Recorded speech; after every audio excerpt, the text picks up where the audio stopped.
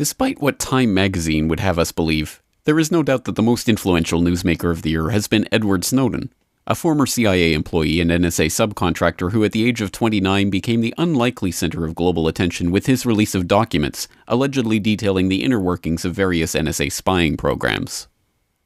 Of the many intriguing aspects of this story, by far one of the most frustrating is that, other than a few interviews and press conferences, almost everything we know about Snowden, his motivations, and the documents themselves come from intermediaries who have found themselves in the position of spokespeople on the case.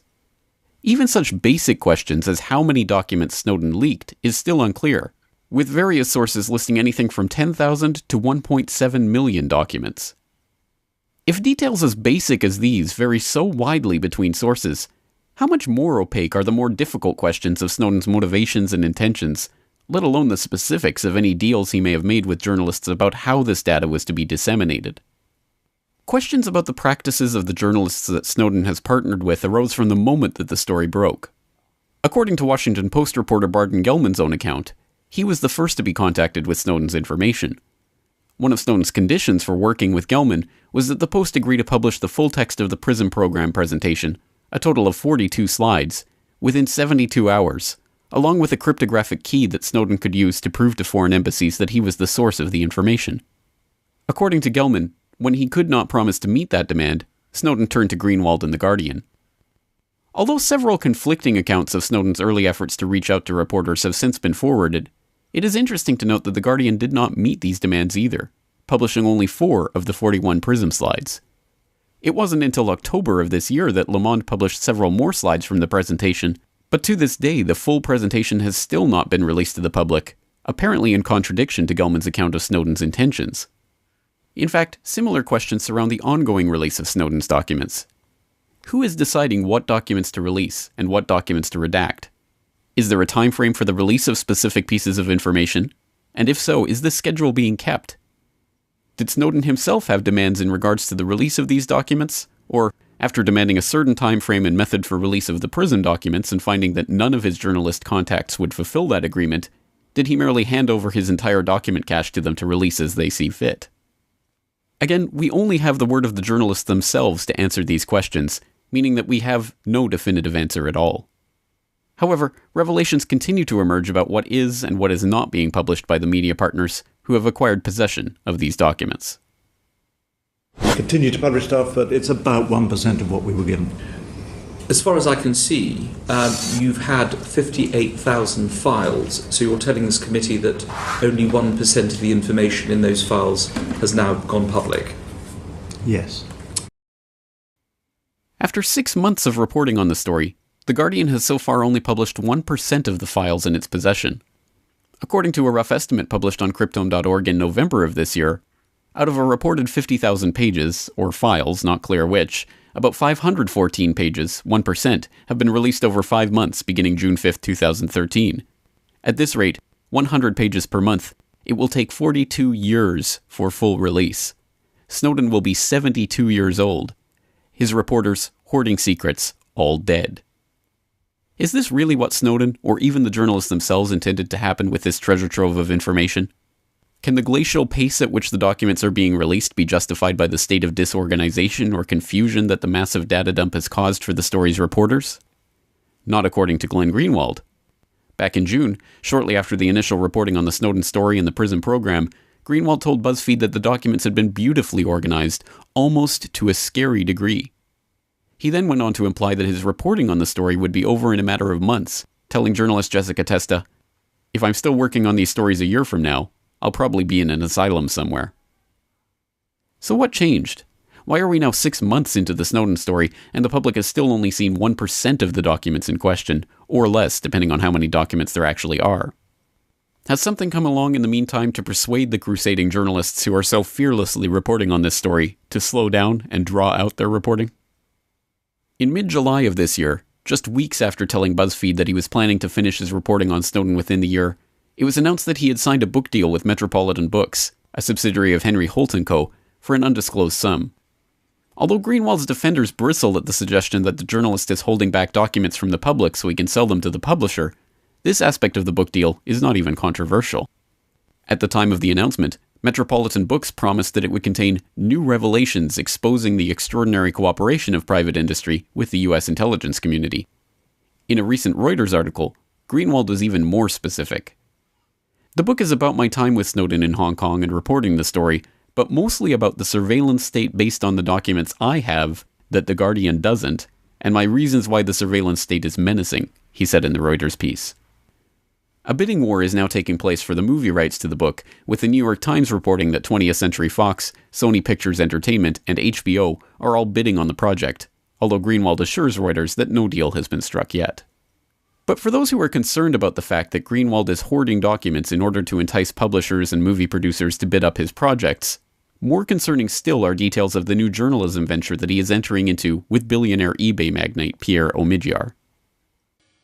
Glenn Greenwald has been a lightning rod for controversy since he obtained those secret NSA documents from Ed Snowden and published some of them in The Guardian. Now he's launching a media company backed by wealthy eBay founder Pierre Omidyar and running into harsh criticism from those who believe he is unfairly profiting from his access to Snowden. Alan Rusbridger said they've perhaps released 1% of the information that Snowden got. Will you be releasing more of that? Yeah, I mean, well, first of all, just to answer your initial question, Pierre, Laura, Glenn, and I started having a series of conversations, communications several months ago. Glenn and Laura and I were already talking about creating some kind of a news site that we were going to use, not necessarily to replace what we do in our normal journalistic lives, but an additional outlet. And we were going to do a Kickstarter campaign, basically beg for money and maybe try to hire one or two young journalists who would work with us on it. And at that sort of moment, I was in Rio discussing this with Glenn, and then we get this email from a mutual friend of Glenn's and Pierre's, basically saying that Pierre, is working on starting this new news organization and wants to talk to you about possibly contributing.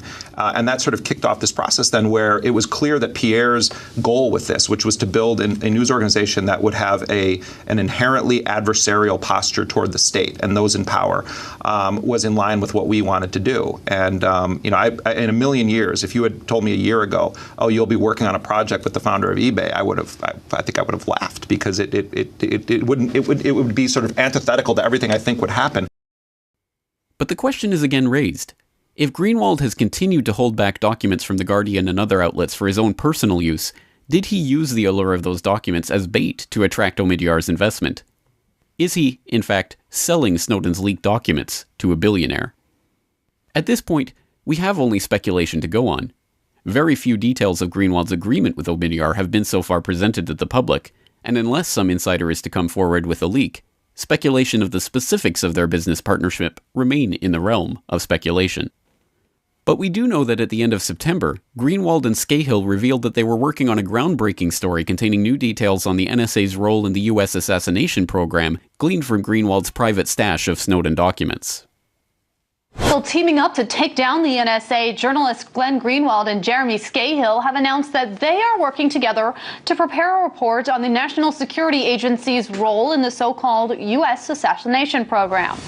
Speaking to moviegoers at the Rio Film Festival in Brazil, Scahill announced the partnership and provided some details on the new project. However, neither Scahill nor Greenwald provided any evidence to support claims of the existence of the assassination programs or the NSA's role in it. So far, anyway. 2 weeks later, the $250 million deal with Omidyar was announced and talk of the assassination program expose stopped. 3 months later, no further details have been released about the story, and whether or not it will appear as one of the first big ventures on Omidyar's new news venture. More worrying still is Pierre Omidyar's role in this saga. That this billionaire co-founder of eBay is suddenly so concerned with the state of journalism that he is willing to drop $250 million purchasing the services of the very man who is sitting on a trove of tens of thousands, or more, NSA documents is odd, especially considering that Omidyar's record on civil liberties and his network's connections to the NSA and Booz Allen Hamilton are enough to raise serious red flags about his new venture. As principal shareholder and chairman of eBay, Omidyar controls eBay's child company, PayPal. PayPal has recently made headlines for prosecuting the so-called PayPal 14, the hacktivists who staged a virtual sit-in in protest of PayPal's decision to cut off WikiLeaks funding by organizing a denial-of-service attack on PayPal's website. PayPal was co-founded by Max Levchin, a dedicated NSA supporter. So I can't speak for Silicon Valley because I actually have a slightly different view of of that specific issue, largely having to do with my immigrant origins. I am probably uncharacteristically pro national security agencies writ large, and NSA in particular, despite the fact that they would not hire me at some point. I actually wanted to work for the NSA, and I was not a U.S. citizen, and that sort of ended right there. But I really value my privacy, and I really value the government not knowing more than they absolutely must about me. But I also fundamentally believe that this country in particular so far has its citizenry's interests in mind that I just fundamentally trust the national security establishment to care about the citizens, to spy on the things that need spying. More worrying still, Sal Gambianco, one of the principal investment partners with the Omidyar network, actually sits on the board of advisors of Globant, a software company in which the Omidyar network and Booz Allen Hamilton, Snowden's former employer, are major shareholders. Philip Odeen, one of the Booz Allen Hamilton board members, also sits on the board of directors of Globant. The Omidyar network and Booz Allen Hamilton are also both major investors in Innocentive. Yet somehow none of these concerns are enough for Greenwald's most ardent supporters to even raise the question of how he is using his personal collection of leaked NSA files and who he is getting into bed with financially to do so. One truly independent media figure who has raised this question publicly in recent days is Sibel Edmonds of BoilingFrogsPost.com. In a recent series of articles, she has been reporting on the Greenwald, Omidyar, PayPal, NSA connection, and has exclusively reported that a retired NSA source is claiming that PayPal involvement in the NSA is explicitly mentioned in some of the documents that Greenwald has yet to share with the public. Greenwald has issued denials to the effect that he has not encountered any such information in the leaks, but has stated that he has no doubt that PayPal has a relationship with the NSA. However, to those presuming to ask questions about the possible conflict of interest of the lead NSA leak reporter teaming up with a man whose personal financial empire rests on a company that undoubtedly has a relationship with the NSA, Greenwald is surprisingly quick to issue ad hominem attacks and surprisingly slow to issue a substantive refutation of the concern. Now, a number of whistleblowers and journalists are lining up to voice their own concerns about the fact that the only two people in the world with access to the full treasure trove of Snowden documents, Glenn Greenwald and Laura Poitras, are joining forces with billionaire Pierre Omidyar. So here we have, the marketing campaign for First Look or about First Amendment and adversarial journalism and blah, blah, blah, blah. Well, today it costs relatively little to publish.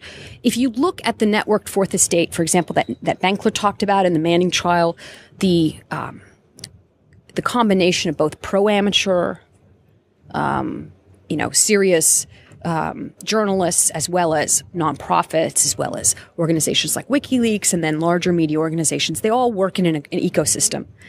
If you look at the value of Manning's leaks, for example, it drove the cost down for Jeremy Scahill's book, Dirty Wars. So what Pierre has essentially done, we're talking about a theoretical structure here, by blockading WikiLeaks, MasterCard, PayPal, and Visa have driven the cost up of publication that is naturally, essentially free to distribute on the internet.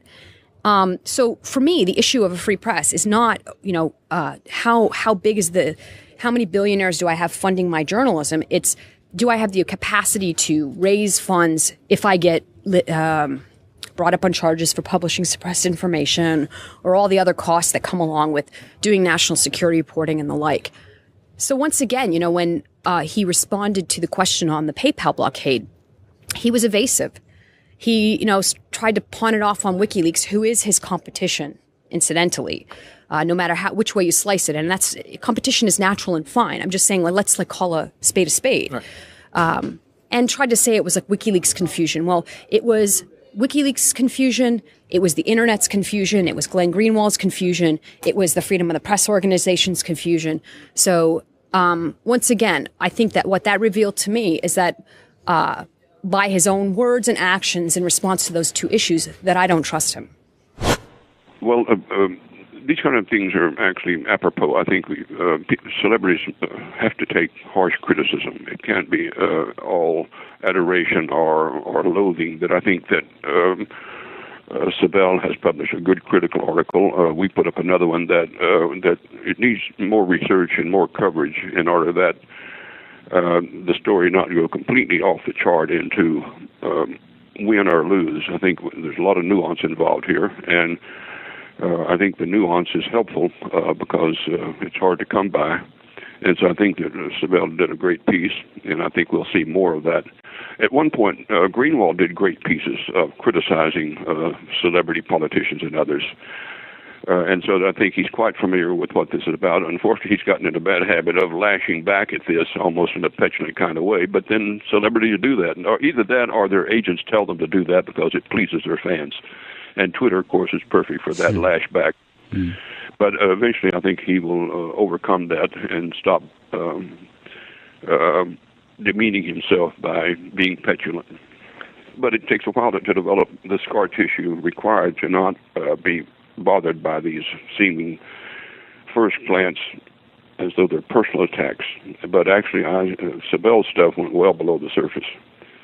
And it's long overdue, and I hope others will emulate that. Of course, she's been heavily attacked for writing this article. Again, those who are pushing for a black and white approach to this, are actually quite destructive. And so that also is a warning shot to others who might dare challenge this kind of celebrity thing, is that the fans go berserk. Now, so Omidyar's network, Omidyar owns PayPal. He purchased PayPal through eBay in 2002. And there are a lot of executives that, young executives that ran PayPal at the time and became kind of the leaders in this, in the commercial side of the NSA spying, really.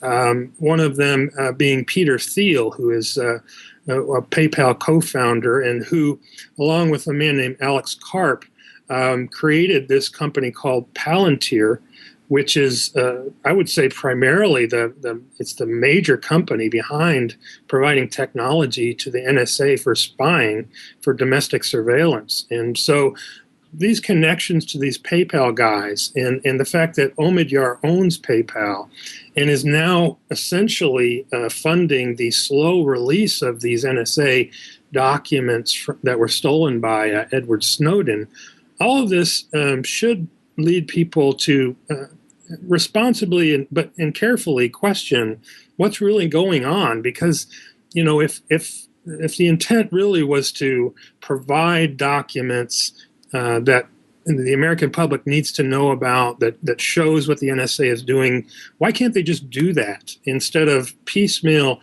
Frankly, there's only 900 documents approximately that have been revealed out of a number that just keeps changing. So there's a lot of questions about that. Glenn Greenwald has repeatedly ignored requests for comment for this video report, but has posted a lengthy response to such charges on his website in a post entitled Email Exchange with Reader Over First Look and NSA Reporting. In the post, Greenwald bizarrely claims that his critics are forgetting that Laura Poitras also has access to the full set of Snowden documents, without noting that she is also joining Omidyar's $250 million operation. When he does address the issue of the blatant conflicts of interests in the situation, he writes, ultimately, in terms of conflict of interest, how is this different from working with any other media outlet? Salon has very rich funders. Do you think I suppressed stories that conflicted with their business interests? Democracy Now! Is funded by lots of rich people. Do you think Amy Goodman conceals big stories that would undermine the business interests of her funders? Although clearly intended as a rhetorical question meant to make the foundation funding of sources like Democracy Now! Seem to be unproblematic, this is in fact an issue that has been addressed many times by outlets like BoilingFrogsPost.com and other commentators who are unhappy with the reporting of the likes of Amy Goodman. In the end, of course, only time will tell if Greenwald courageously works to expose the NSA PayPal linkages via his new Omidyar-sponsored position. Unfortunately for us, if that reporting proceeds at the current pace, most of the people watching this video will be dead before such a day ever comes. This video is brought to you by the subscribers of BoilingFrogsPost.com. For more information on this and other topics, please go to BoilingFrogsPost.com. For more information and commentary from James Corbett, please go to CorbettReport.com.